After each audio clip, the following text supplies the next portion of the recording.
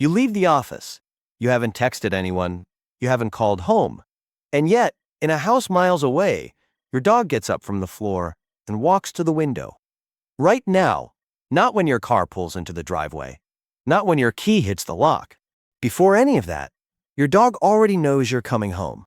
And the real answer for why is far stranger than he just heard the car. Because in dozens of documented cases, the dog moves before there's anything to hear.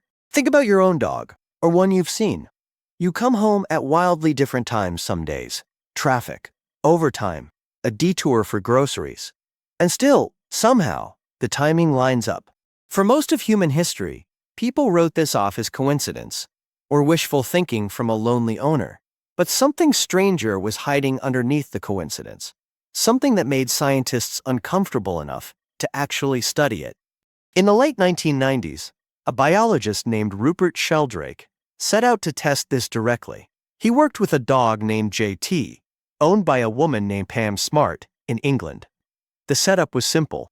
Pam would leave her routine location at random, unscheduled times, chosen by someone else, not by her.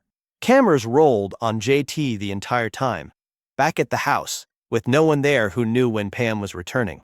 And across dozens of trials, JT went to the window and waited, minutes before Pam started her journey home.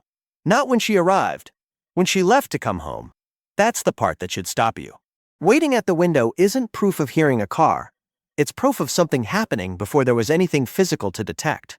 So what is actually going on? Let's decode it, piece by piece, because this isn't magic.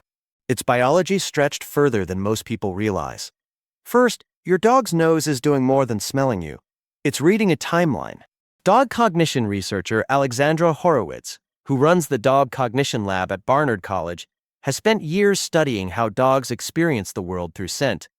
Her research suggests dogs don't just smell what's in a room, they smell what used to be in a room and how strong or faint that smell has become. That fading trail is basically a clock. Your scent, left on the couch, on your side of the bed, on the doorknob, decays at a measurable rate. Your dog's nose is thousands of times more sensitive than yours. It can track that decay closely enough to estimate this is roughly how long she's usually been gone when she comes back. That's clock number one, but it's not the only one. Dogs also run on something called an internal circadian rhythm, tightly synced to your routine. Every day you leave and return at similar general windows, your dog's body clock locks onto that pattern the same way it locks onto sunrise and sunset. Researchers at the Clever Dog Lab in Vienna have found dogs are remarkably sensitive to time-based patterns and repetition, picking up on sequences most owners never consciously teach them. So even without a phone, without hearing your engine, your dog may simply feel the hour arrive. Two real mechanisms, scent decay and internal timing. Together, they explain a lot of the he just knew moments. But here's the twist.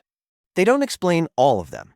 In several of Sheldrake's trials, Pam Smart's return times were randomized on days that broke her normal pattern entirely.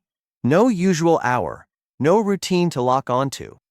And JT still moved to the window early, correlating not with the time she left work, but with the moment she decided, spontaneously, to start heading home.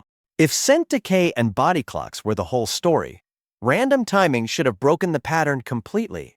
It didn't. So what's left?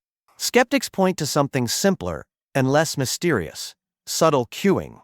Dogs are extraordinary readers of human behavior, picking up on tiny, unconscious shifts in the people around them that we don't notice ourselves giving off. Marc Bekoff, a behavioral ecologist who has spent decades studying animal cognition and emotion, has argued dogs may be responding to accumulated environmental and behavioral cues so subtle that even careful researchers struggle to rule them all out. A change in air pressure from an opening door 3 streets away. The familiar engine's distant hum below human hearing range. It's not psychic. It's just far more sensory input than we give animals credit for. And maybe that's the real reframe here. We keep asking, is this magic or is this real science? As if those are the only two options. But the boring answer and the impossible feeling answer might be the same answer, just measured at a resolution we don't have access to. Your dog isn't reading your mind. Your dog is reading a version of the world built from smell gradients, sound frequencies, and time patterns that are simply invisible to you. Which raises an uncomfortable question. If a dog's senses can detect a decision you made 20 minutes ago and 10 miles away, using scent and rhythm alone, what else is happening around you right now that your own senses are too dull to catch? You walk through your day assuming you're the one gathering information, and your dog is just along for the ride. But the truth might be closer to the opposite. Your dog is running a constant, quiet analysis of your patterns, your scent, your timing.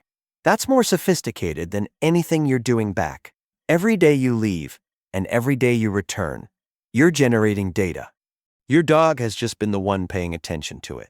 So next time you come home and your dog is already waiting at the window, minutes before you even reach the door, don't just call it instinct. Something in that animal has been tracking you the whole time you were gone, reading the fading edges of your scent, syncing to a rhythm you never taught it. And somehow, in a way science still hasn't fully closed the loop on, knowing. Because the truth is, your dog was never just waiting for you to come home. Your dog already knew you were coming, long before you did.